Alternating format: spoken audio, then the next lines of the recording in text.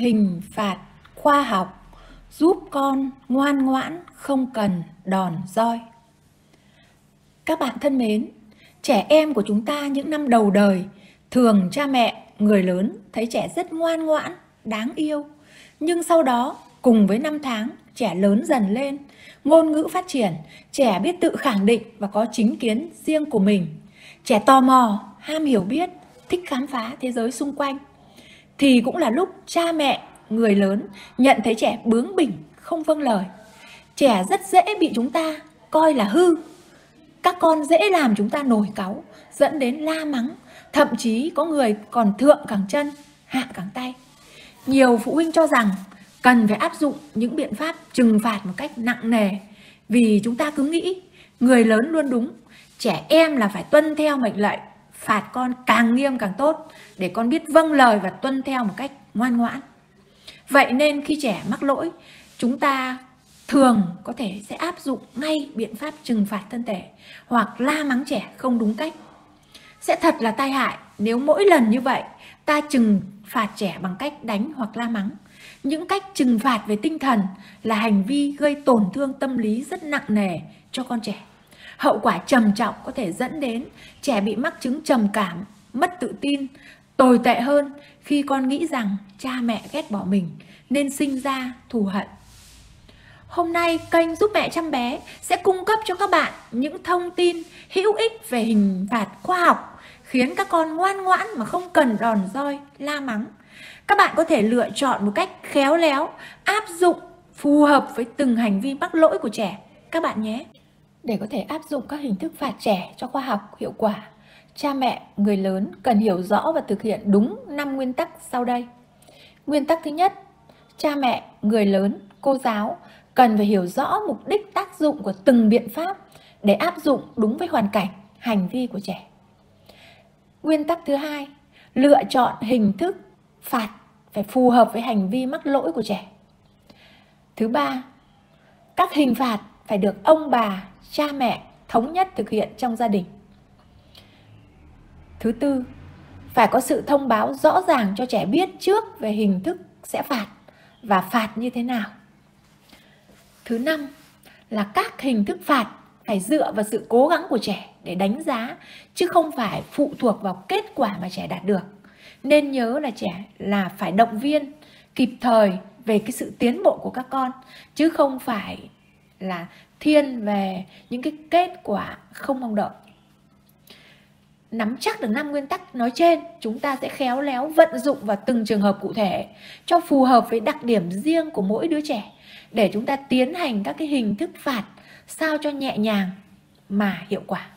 Hình thức phạt thứ nhất, phạt con ngồi một chỗ. Mục đích của hình thức phạt này là giúp cho các con biết kiềm chế cảm xúc, bình tĩnh ứng xử đúng với các tình huống trong cuộc sống.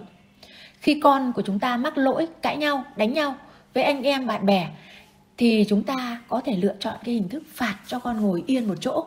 Bởi vì khi cãi nhau, đánh nhau xong thì trẻ thường có tâm trạng bức xúc. Nếu như chúng ta la mắng hoặc đánh trẻ thì chỉ làm cho trẻ thêm ức chế và chống đối thôi. Vì vậy, bạn hãy nhẹ nhàng yêu cầu con ngồi yên lặng trong 10 phút để suy nghĩ lại về hành động của mình. Bạn có thể nói với các con hãy ngồi yên đây, suy nghĩ lại đầu đuôi câu chuyện trong 10 phút. Lát nữa con sẽ nói lại xem chuyện gì vừa xảy ra cho mẹ hoặc cho cô nghe nhé. Sau đó bạn dành thời gian để lắng nghe con chia sẻ và dựa vào đó để phân tích những cái đúng, cái sai, để lần sau con không mắc phải cái lỗi đánh nhau với bạn nữa. Và chắc chắn cái cách làm như thế này sẽ giúp cho các con có thời gian để ngẫm lại, suy nghĩ lại cái hành động của mình và giúp các con lần sau không mắc phải nữa. Lâu dần các con sẽ biết cái cách kiềm chế cảm xúc và biết xử sự đúng đắn trong mọi cái tình huống xảy ra trong cuộc sống. Hình phạt thứ hai, phạt con làm việc nhà. Mục đích của hình phạt này là để rèn luyện cho trẻ tinh thần, trách nhiệm, ý thức gọn gàng, ngăn nắp. Nếu trẻ mắc các lỗi như là vẽ bậy lên tường hoặc vứt đồ chơi, đồ dùng trong nhà lung tung, thì bạn có thể yêu cầu trẻ phải dọn đồ chơi, dọn đồ đạc, ngăn nắp gọn gàng. Cách phạt này sẽ giúp cho con biết làm việc nhà. Đồng thời rèn luyện cho con ý thức trách nhiệm, tạo được thói quen gọn gàng ngăn nắp. Để con hiểu rằng khi con bày bừa ra thì chính con phải là người dọn dẹp, chứ không phải là người khác. Bạn có thể nói với con lấy đồ chơi ra chơi, khi nào chơi xong con phải cất đồ chơi đi nhé. Vì nếu con bày đồ chơi ra thì chính con sẽ phải là người dọn dẹp, chứ không phải là ai khác, đúng không con? Vì vậy, khi con chơi xong, nếu con bày ra mà không dọn dẹp thì bạn có thể yêu cầu mẹ đề nghị con chơi xong phải xếp lại đồ chơi vào rổ trong vòng 10 phút. Nào, bây giờ mình cùng bắt đầu xem có thể làm nhanh được đến đâu nào. Khi phạt trẻ, chúng ta cũng không nên làm hộ. Nếu như trẻ không làm được thì chúng ta sẽ hướng dẫn, và có thể chúng ta sẽ cùng làm để cho trẻ làm quen, và sau này trẻ lớn lên thì để trẻ phải tự làm. Chúng ta cũng nên hướng dẫn trẻ để trẻ biết cách làm, chứ không nên đứng nhìn và la mắng trẻ. Dần dần thì trẻ sẽ có cái trách nhiệm và có cái thói quen gọn gàng ngăn nắp. Hình phạt thứ 3, phạt con đọc sách và chép phạt.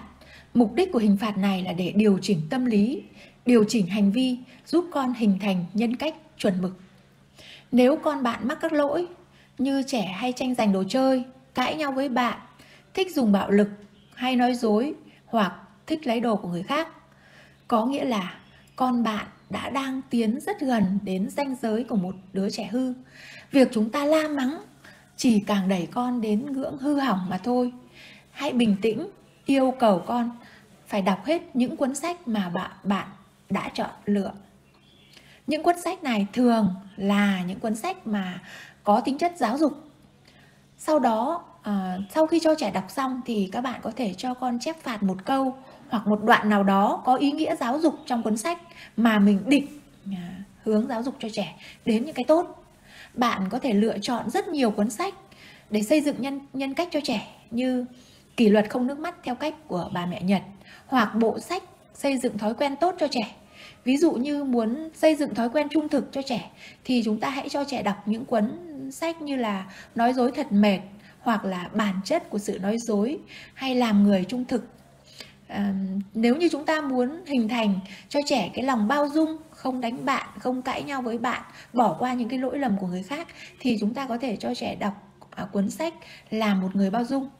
Hoặc là chúng ta muốn giáo dục cho trẻ cái lòng biết ơn thì chúng ta cho trẻ đọc cuốn Làm một người biết ơn. Hay chúng ta muốn giáo dục cho trẻ cái thói quen tự lập thì chúng ta cho con đọc cuốn Con sẽ làm được.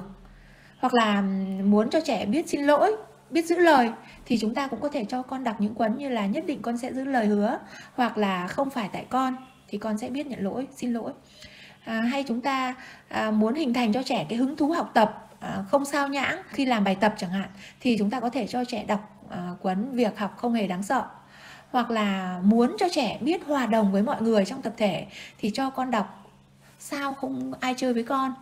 Qua các cái cuốn sách như vậy mà chúng ta yêu cầu con đọc, sau đó con sẽ bị chép phạt một cái câu hoặc một cái đoạn nào đó theo cái ý tưởng mà chúng ta đã lựa chọn sẵn về cái tính chất giáo dục. Thì dần dần như vậy con sẽ nhận thức được những cái hành vi tốt, và con sẽ điều chỉnh được những cái hành vi chưa chuẩn mực của mình để ngày càng chuẩn mực hơn. Phạt không cho làm điều trẻ thích. Qua hình phạt này giúp cho con biết điều chỉnh hành vi, biết mình phải làm gì và điều gì không nên làm. Có thể áp dụng hình phạt này khi con không đánh răng, hoặc con kén ăn, hoặc không làm bài tập, thì chúng ta có thể áp dụng hình phạt cho con hiểu được rằng khi con không hoàn thành nhiệm vụ và trách nhiệm của mình thì không thể được phép làm những điều mình thích. Ví dụ như là con chưa ăn xong thì không thể xem tivi đâu nhé, hoặc hãy làm xong bài tập rồi mới được đi chơi con nha. Hãy phạt cho đến khi nào con có ý thức hoàn thành công việc. Và chúng ta cứ kiên trì như vậy, con bạn sẽ trở thành người có ý thức, biết làm việc đến cùng, và biết xác định việc gì cần phải làm và điều gì không nên làm. Các bạn thân mến, mỗi đứa trẻ là một cá nhân riêng biệt. Trẻ có những tính cách, nhận thức, nhu cầu, hứng thú hoàn toàn khác nhau. Vì vậy, không thể nói phương pháp nào tối ưu cho tất cả mọi đứa trẻ. Chúng ta hãy mềm dẻo, linh hoạt, lựa chọn và vận dụng một cách khéo léo từng hình thức phạt cho phù hợp với con bạn, để có thể điều chỉnh được hành vi, giúp con hình thành nhân cách chuẩn mực. Chúc các bạn thành công.